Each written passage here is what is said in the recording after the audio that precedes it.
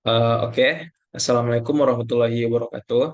Perkenalkan, nama saya Muhammad Fatana Yudi dengan NIM 210423884. Pada kesempatan kali ini saya akan mempresentasi sebuah kebudayaan daerah untuk memenuhi ujian tengah semester saya dengan topik kebudayaan daerah suku Dayak. Letak geografis suku Dayak dan identitasnya. Dayak atau orang Dayak dalam bahasa Kalimantan secara umum berarti orang pedalaman yang jauh dari kehidupan kota. Melalui mereka selalu berpindah-pindah ke satu daerah ke daerah lainnya.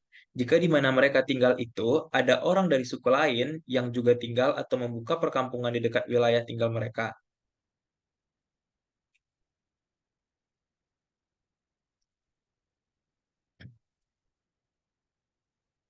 Persebaran suku Dayak.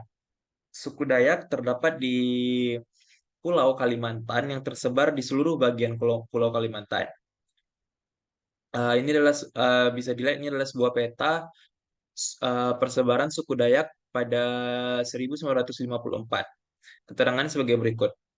Yang pertama, suku Murut. Dayak Dayak Murut atau Murut Idaan Tidong. Yang kedua, Dayak Punun, Punan Basap, Ot Bukat. Yang ketiga, Dayak Apukayan, Kenyah Kayan Bahau. Yang keempat, Dayak Iban atau Dayak Laut. Yang kelima, Dayak Kelemantan. Terdapat juga pembagiannya Kelemantan, Katungau. Yang keenam, Dayak Otdanon. Yang ketujuh, Dayak Ngaju, Ngaju, Manyan, Dusun, dan Lawangan. Eh, yang pertama, yaitu 7 unsur kebudayaan suku Dayak tersebut. Yang pertama itu ya bahasa. Suku Kenyah adalah klan besar dari suku Dayak. Di antara klan Dayak di Kalimantan, yaitu ada Sarawak dan Sabah di Malaysia. Sebagai pengantar sehari-hari, mereka menggunakan bahasa Kenyah yang mengenal 14 dialek. Belakangan munculnya generasi muda suku Kenyah yang mendiami Opokayan, bahasa Indonesia yang mulai dikenal. Yang kedua, sistem peralatan hidup dan teknologi. Senjata dari suku Dayak yaitu Mandau, senjata tajam yang sejenis parang, merupakan salah satu kekayaan budaya Dayak dari Kalimantan. Kebudayaannya hampir serupa dengan keris bagi masyarakat Jawa atau kencong bagi warga Nengore, Aceh. Bagi suku Dayak, Mandau tak hanya sekedar sebilah senjata tajam, Mandau juga dipercaya memiliki kesakralan. Suku Dayak dipercaya Mandau dapat memberikan kehormatan pada si pemiliknya.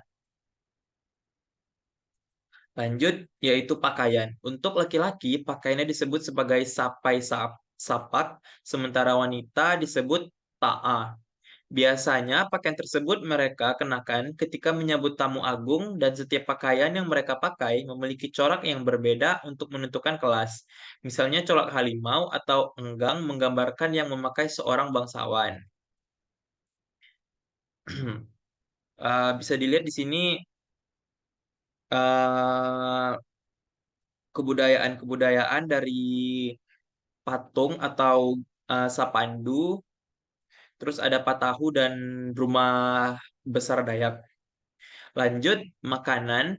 Makanan tradisional Dayak adalah tana, yaitu jenis masakan yang terdiri dari ikan atau daging direbus dengan air sedikit, diberi rempah-rempah. Selain itu, terdapat juga makanan yang hanya ditemukan 1 tahun sekali dalam suku Dayak, yakni undat ao, yang mirip dengan lamang. Alat transportasi. Alat transportasi populer yang cukup membantu adalah lewat sungai. Mereka menggunakan ketingting atau perahu atau motor atau sampan sebagai alat angkut, baik untuk manusia maupun hasil pertanian. Baik, yang ketiga, sistem mata pencarian hidup. Mata pencarian sebagian orang Dayak Kenya adalah pertanian, sistem ladang, berburu, berbagai karyawan di perusahaan kayu, perkebunan sawit, tambang, dan batu bara. Karet, ada juga yang berhasil menjadi PNS dan pejabat di provinsi atau kabupaten kota. Yang keempat, sistem pengetahuan. Yang pertama, dahulu orang Dayak berpakaian menggunakan cawet, sekarang laki-laki memakai hem dan celana dan kaum wanita memakai sarung dan kebaya, atau bagi anak-anak muda memakai rok potongan Eropa. Yang kedua, zaman dulu para wanita sering menggunakan anting yang banyak agar semakin panjangnya daun telinga semakin cantik wanita tersebut.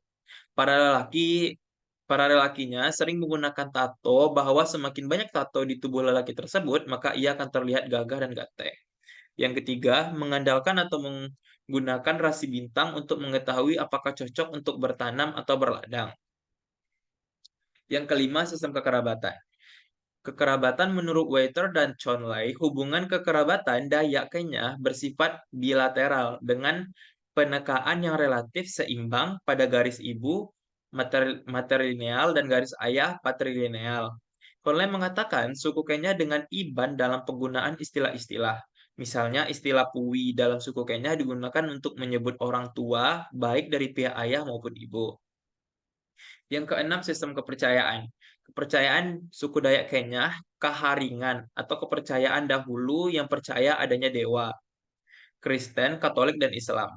Jadi tidak hanya kepercayaan masing-masing dari suku tersebut, tapi juga sudah masuk eh, agama ke dalam suku Dayak tersebut. Bunga Malam Pesungluan adalah sang pencipta yang sangat dipercaya oleh Dayak Kenya. Simbol penghormatan terhadap bunga malam Pesulungluan dilakukan melalui beragam ritual keagamaan yang menyertakan berbagai sesaji dan persembahan. Sebab menurut kepercayaan suku Kenya, apabila bunga malam Pesulungluan sampai murka, maka akan timbul beragam bencana. Yang ketujuh, kesenian. Seni tari, tarian ini menceritakan tentang seorang pahlawan Dayak Kenya berperang melawan musuhnya. Gerakan tarian ini sangat lincah, gesit, penuh semangat dan kadang-kadang diikuti oleh pekikan si penari. Ini adalah tari perang. Lalu ada juga tato. Tato Dayak Kalimantan dahulu kala dibuat dengan memanfaatkan sumber daya sekitar, jelaga dari lampu pelita atau arang periuk serta kuali. Digunakan sebagai pewarnanya, bahan-bahan tersebut kemudian dikumpulkan serta dicampurkan dengan gula, kemudian diaduk sampai sedemikian rupa. Kemudian ada telinga panjang. Telinga panjang menurut Amai Pegulung, seorang tetua suku Dayak Kenya, orang Dayak dahulu banyak hidup di hutan. Ingin membedakan antara manusia dengan monyet, jika telinganya pendek berarti ia itu monyet. Untuk kaum lelakinya, biasanya bandul telinganya dibuat ukir-ukiran. Pengobatan oleh Dayak Kenya. Dukun dari suku Dayak bernama Dayung, dia bisa menyembuhkan sakit seseorang dengan cara telur ayam diletakkan di atas kepala dan yang duyung pun mengucapkan mantra yaitu Ni atau Sio Diman. Menyet tolong lain nyengau. Diterimakan tolong berikan air yang dapat menghidupkan kepada si sakit. Ayam dibunuh lalu darahnya diteteskan ke tubuhnya. Kepada hantu-hantu doa dipanjatkan yaitu semoga penderita disembuhkan. Bila si penderita tidak dapat tertolong, dipukul agong sebagai pemberitahuan kepada penduduk yang ada di kampung atau di hutan bahwa sudah terjadi kematian. Lelaki warga kampung bersenjata membacoki dinding rumah dan tiang-tiang sebagai tanda memerangi hantu-hantu yang mengakibatkan kematian. Adat perkawinan. Terdapat gambar dari pelaminan suku Dayak. Yang pertama yaitu pembacaan doa pembuka, yang kedua kata sambutan dari orang tua pihak pengantin, yang ketiga menyanyikan alok yaitu nyanyian khas Dayak Kenya agar hadirin yang hadir menjadi semangat. Empat, kemudian pendatangan berita acara pernikahan oleh saksi nikah. Yang kelima, sambutan dari tetua adat Dayak Kenya. Yang keenam, hiburan berupa tarian tunggal yang dilakukan oleh para pengantin. Terdapat foto ada pernikahan dari suku Dayak Kenya. Di sini ada gambar mempelai wanita proses sebelum memasuki lamin. Dan ada tajau dan patung burung enggang. Adat kelahiran dan upacara pemberian nama. Adat kelahiran.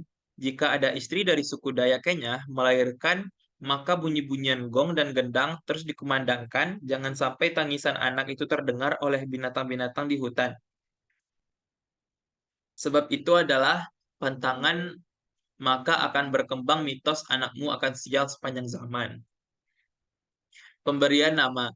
Bagi keluarga yang baru saja mendapatkan momongan, harus mengundang seluruh penduduk kampung yang berhak memberi nama adalah nenek, ibu, atau perempuan lain yang berasal dari lingkungan keluarga mereka.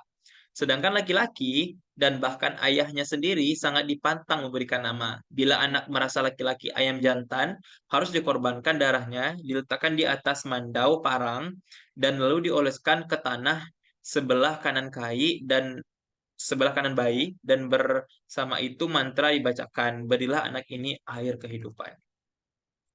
Penguburan dalam suku Dayak. Ada 3 tradisi penguburan dalam suku Dayak. Yang pertama, penguburan tanpa wadah dan tanpa bekal dengan posisi kerangka dilipat. Yang kedua, penguburan di dalam peti batu atau dolmen.